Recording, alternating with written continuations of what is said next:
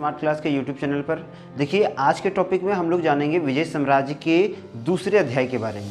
अभी तक मैंने आपको 2 वंशों के बारे में बता दिया था जिसने विजय साम्राज्य पर अपना आधिपत्य जमाया था। अब जो है ये तुलु वंश के बारे में। देखिए, तुलु वंश 1505 से 1570 ईस्वी में विजयनगर साम्राज्य पर आसीन होता है और इसमें सबसे मुख्य भूमिका जो रहता है वह नरसा के पुत्र वीर नरसिंह का रहता है। इसे द्वितीय बलापहार भी कहा जाता है क्योंकि इसने इमाडी जो नरसिंह थे उनकी हत्या करके 1505 में इमाडी नरसिंह की इन्होंने हत्या कर दी और हत्या करने के बाद इन्होंने उसके शासन क्षेत्र को अपने अधीन कर लिया। ये बहुत ही क्रूर शासक था और इसने अपने शासनकाल में बहुत ऐसे कार्य किए थे जिससे इसकी सेना बहुत अधिक मजबूत हो चुकी थी। इसका पूरा शासनकाल जो था वो पूरी तरह आंतरिक विद्रोह से परिपूर्ण रहा।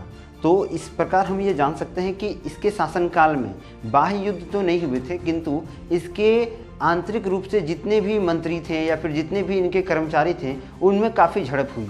ये झड़प का मुख्य कारण था उत्तराधिकारी के लिए, इसीलिए इसने अपने लिए एक अलग से ऐसे सेना का निर्माण किया जो इसके लिए पूरी ईमानदारी से काम करती थी। इसका शासनकाल जो था मात्र 1509 ईस्वी तक चला, इसलिए ये कम शासनकाल में इसने बहुत ऐसे काम किए थे जिससे ये अपने जो आंतरिक दुश्मन है उसे घटा सके। उदाहरण के लिए इसने सबसे पहले अपनी जनता को बहुत जगह पर करमुक्त किया और बहुत क्षेत्र में लगान की जो राशि थी उसे घटा दिया। उसके बाद इसने सुव्यवस्थित एक सेना का निर्माण किया।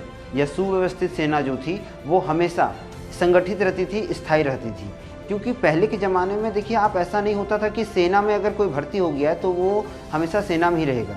जब उसे युद्ध का दरकार होता था उसके राज्य को तो वो सेना में जाता था, अन्यथा वो अपने खाली समय में वो अपने घरों के काम जैसे कृषि हो गया या व्यापार हो गया उन कामों को करता था।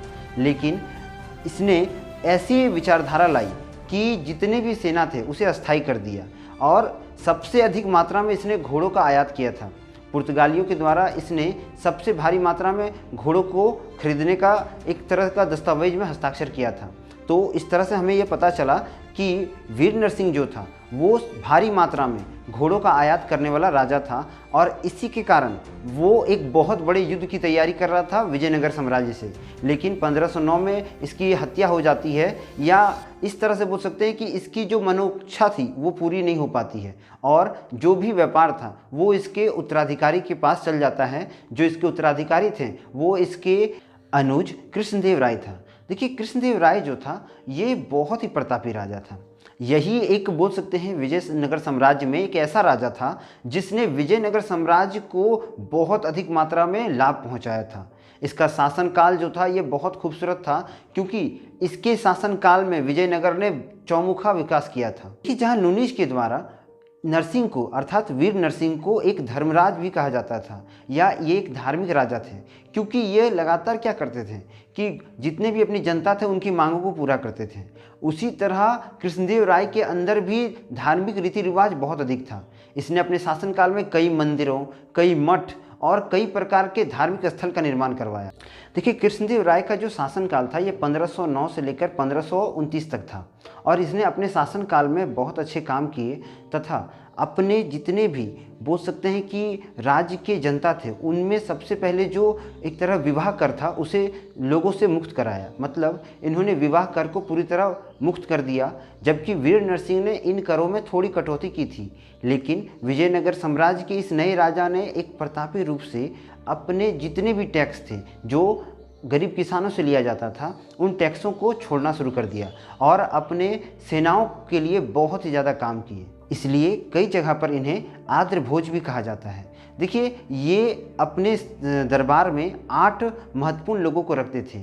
इन 8 लोगों के एक जिस तरह बोल सकते हैं कि अकबर 9 रत्नों को रखता था, उसी तरह इनके दरबार में भी 8 ऐसे विद्वान लोग रहते थे जो इन्हें नसीहत देते थे किसी भी काम को करने का, कैसे उसे राज्य चलाना है, कैसे अपने राज्य की आर्थिक स्थिति को मजबूत करना है, कैसे लगान वसूल करना है और हर तरह के काम को ये उनसे अवगत कराते थे। इसलिए जो 8 इनके मंत्री होते थे जो इनके बहुत ज़्यादा ईमानदार मंत्री में माने जाते थे, अष्टदिग्गज भी कहा जाता था। देखिए, इन अष्टदिग्गजों में एक बहुत ही प्रतापी नेता या बोल सकते हैं इनके मंत्री थे जिसका नाम था तेनालीराम। आपने बचपन में तेनालीराम की कहानियाँ बहुत सुनी होगी और ये तेनालीराम जो था इसका आकलन बीरबल से किया जाता है, क्योंकि जिस तरह बीरबल का तीव्र बुद्धि था उसी तरह तेनालीराम की तीव्र बुद्धि और एक बोल सकते हैं अच्छी सोच जो थी वो विजयनगर साम्राज्य और साथ ही साथ कृष्णदेव राय के लिए बहुत ही ज़्यादा सहायकपूर्ण था। तो इस तरह से तेनालीराम का जो पूरा सोच था वो एक्चुअली में आप बोल सकते हैं कि ये पूरा तरह से विजयनगर साम्राज्य के लिए लाभकारी था। जब कृष्णदेव राय एक साम्राज्य में स्थापित हुए, जब उन्होंने विजयनगर साम्राज्य की कमान को संभाला, तो उस समय दक्षिण क्षेत्र में या दक्षिण के राज्यों में बहुत ज़्यादा मात्रा में युद्ध चल रहे थे। लगातार वहाँ की राजनीति उथल पुथल मचा रही थी, क्योंकि जहाँ पर जैसे ही कृष्णदेव राय जो थे वो अपनी राजगद्दी पर बैठते हैं, बहमनी साम्राज्य फिर से आक्रमण कर देता है। देखिए, बहमनी साम्राज्य मैंने आपको पहले ही बता दिया एक ऐसा साम्राज्य था जो विजयनगर से सटा हुआ था, और वो कभी नहीं चाहता था कि विजयनगर साम्राज्य उत्कृष्ट हो, आगे बढ़े, और हमेशा उसे रोकने के लिए बहमनी साम्राज्य कोई ना कोई हथकंडा अपनाता था। देखिए, बहमनी साम्राज्य और विजयनगर साम्राज्य के बीच लगातार जमीन के लिए युद्ध होता रहा। कृष्णा नदी और तुंगभद्रा नदी के क्षेत्रों में जो उपजाऊ जमीन थी, इसको हमेशा बहमनी साम्राज्य अपने अधीन करना चाहता था, और इसी चीज़ को रोकने के लिए विजयनगर साम्राज्य के जितने भी शासक थे उन्होंने लगातार प्रयत्न किया था, जिसमें कृष्णदेव राय ने बहुत महत्वपूर्ण भूमिका निभाई थी। उन्होंने दक्षिण तथा उत्तरी क्षेत्रों को अपने अधीन कर लिया था, जिससे बहमनी साम्राज्य तिलमिला उठी थी। इसलिए विजयनगर साम्राज्य का जो अधिकतर उत्कृष्ट समय था वो कृष्णदेव राय को माना जाता है, उसके शासनकाल के क्षेत्र को माना जाता है, क्योंकि कृष्णदेव राय ने बहुत ऐसे काम किए थे विजयनगर साम्राज्य के लिए जो आज से पहले या उनके आने से पहले किसी ने नहीं किया था। उनके पुत्र को विष दे के मारा गया जिनका नाम तिरुमल था, और तिरुमल को एक धोखे से मारा गया। इसलिए जब कृष्णदेव राय अपने अंतिम समय में थे तो उन्हें बहुत ज़्यादा विरोध का सामना करना पड़ा, क्योंकि उनके खुद के मंत्री और उनके जो रिश्तेदार थे वे लगातार ऐसा चाहते थे कि उन्हें वो सत्ता मिल जाए जिस सत्ता पर या जिस गद्दी पर कृष्णदेव राय आसीन थे। इसलिए कृष्णदेव राय के बाद अचैत्य देव और उसके बाद वेंकट प्रथम और सदाशिव जो थे वो तुलु वंश के शासक बने। सदाशिव की गलत नीतियों के कारण उन्हें तुलु वंश या बोल सकते हैं तुलु वंश के साम्राज्य को ख़त्म करना पड़ा, और उन्हें अंततः कर्नाट वंश के द्वारा हारना पड़ा। देखिए, कर्नाट वंश को ही अरिविड वंश कहा जाता है। इसका शासनकाल 1570 से 1652 ईस्वी तक चला। देखिए, अरिवंडु वंश का जो शासक था जिसका नाम तिरुमल था, उसने भारी मात्रा में सदाशिव को मात दी और उसके साम्राज्य से उसे खदेड़ दिया, जिसके बाद वहाँ पर अरिवंडु वंश अर्थात कर्नट वंश का स्थापना हुआ। देखिए, कर्ण वंश या बोल सकते हैं अरिवंडु वंश जो था ये बहुत ही ताकतवर तो था ही, किंतु जब तक ये अपनी ताकत को और अधिक बढ़ाता, इससे बहुत ज़्यादा मात्रा में अपने विरोधी का सामना करना पड़ रहा था। एक तरह से जब कृष्णदेव राय की मृत्यु हुई तो उसी समय से विजयनगर साम्राज्य जो था वो धंसता चला गया, नष्ट होता चला गया।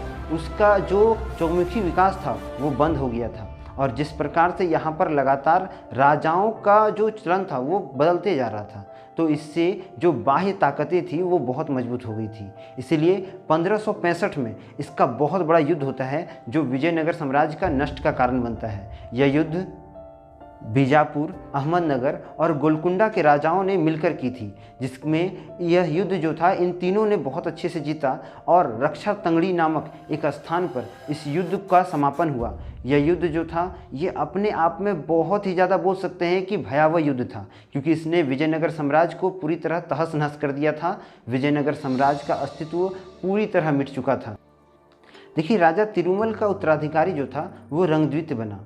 रंगद्वित ने कोई खास काम नहीं किया, किंतु इसके बाद जो इसका उत्तराधिकारी था जिसका नाम वेंकटद्वितीय था, इसने फिलिप तृतीय को पत्र भेजा और स्पेन से ईसाइयों को आमंत्रित किया, जिसमें भारी मात्रा में ईसाई धर्मगुरुओं को विजयनगर साम्राज्य में लाया गया और उनके द्वारा धर्म प्रचार की जो नीति थी उसको आगे बढ़ाया गया। उसके शासनकाल में 1612 ईस्वी में वाडियार ने मैसूर राज्य की स्थापना की। यह मैसूर राज्य जो था ये विजयनगर साम्राज्य का अब बहुत खूबसूरत शहर हो चुका था। इसलिए मैसूर राज्य में अधिकतर वेंकटद्वीप की कई चित्र आकृतियाँ मिलती हैं, क्योंकि वो चित्र बनाने में या बोल सकते हैं कला में बहुत निपुण थे। इसलिए उन्होंने मैसूर को अपना स्वर्ग बनाने का प्रयास किया था। देखिए, अरिवंडु वंश में 7 मुख्य राजा थे जिसने विजयनगर साम्राज्य की कमान को अपने अपने शासनकाल में संभाला था। देखिए विजयनगर साम्राज्य का मुख्य विनाश का कारण क्या था, अब हम लोग वो जानते हैं। देखिए सबसे बड़ा इसका जो विनाश का कारण था वो था इसके पड़ोसियों से लगातार उलझने। जिस तरह विजयनगर साम्राज्य का बहमनी साम्राज्य के साथ लगातार उलझन होते रहता था, छोटे मोटे युद्ध होते रहते थे, तो इससे विजयनगर साम्राज्य का जो आर्थिक स्थिति था वो तो कमज़ोर होता ही था और अन्य जो राज्य थे वो इसके विरुद्ध हो जाते थे। तो एक तरह से ये क्या था, ये एक ऐसा क्षेत्र था जहाँ पर अधिक मात्रा में बहमनी साम्राज्य अपना आधिपत्य दिखाने का प्रयास करता था। दूसरा यह था कि विजयनगर साम्राज्य एकमात्र बोल सकते हैं कि हिंदू राज्य था, इसलिए यहाँ पर अन्य मुस्लिम राज्य जो था अपना आधिपत्य दिखाने का प्रयास लगातार करते रहते थे। यहाँ का शासन जो था वो काफ़ी निरंकुश था। राजा के द्वारा जो भी बोल सकते हैं आदेश जारी किया जाता था वही लोगों को सुनना पड़ता था। और राजा जो था वो पूरी तरह प्रसिद्ध नहीं था अपनी जनता के बीच में, जनता के साथ वो कभी भी मिलता नहीं था, जिसके कारण जनता भी इसके विरुद्ध हमेशा रही।